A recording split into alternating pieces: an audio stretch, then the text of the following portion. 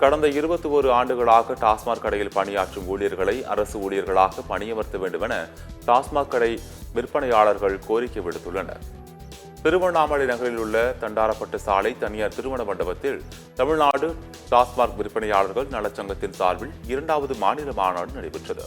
இந்த மாநாட்டிற்கு தமிழகத்தின் பல்வேறு பகுதிகளில் இருந்து 1000க்கும் மேற்பட்ட டாஸ்மாக் கடை விற்பனையாளர்கள் மற்றும் ஊழியர்கள் கலந்து கொண்டனர்.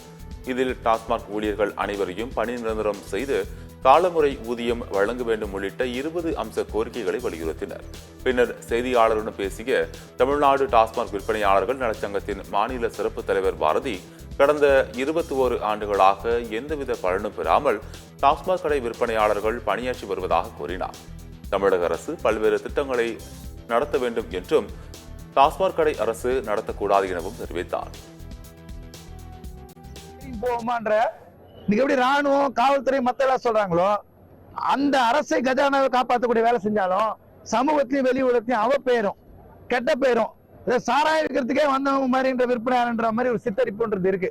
இந்த நடைமுறை அரசு மாத்தம்னா இதை கௌரவமான வேலையாக அரசு ஊழியருக்கு இணையான சம்பளம் ஊதியம் வழங்கி மாற்று வேலையை அடிக்கிற பட்சத்துல எங்களுக்கு கௌரவமான நிலைப்பாடு இருக்கும்.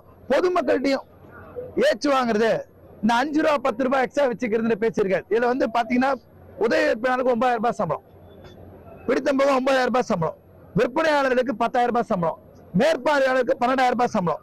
ஒருத்தர் இன்னைக்கு இருக்கக்கூடிய தமிழ்நாட்டிலுடைய விலைவாசி உள்ள 9,000 வச்சுக்கிட்டு நகரத்திலயும் சரி மாநகராட்சியிலும் சரி நகராட்சியிலும் சரி ஒரு குடும்பத்துக்கு வாடகை கட்ட முடியுமா? வாடகை கட்ட முடியுமா? ஸ்கூல்ல தன்னுடைய குழந்தைகளை படிக்க வைக்க முடியுமா? ஹாஸ்பிட்டல்ல ஏதாவது ஒன்னா ட்ரீட்மெண்ட் பார்க்க முடியுமா? 9,000 ரூபாய் வாங்கக்கூடிய தொழிலாளி என்பவர் டாஸ்மாக் நிறுவனத்தில் இருக்காங்களா? அது எவ்வளவு அசிங்கமான விஷயம்.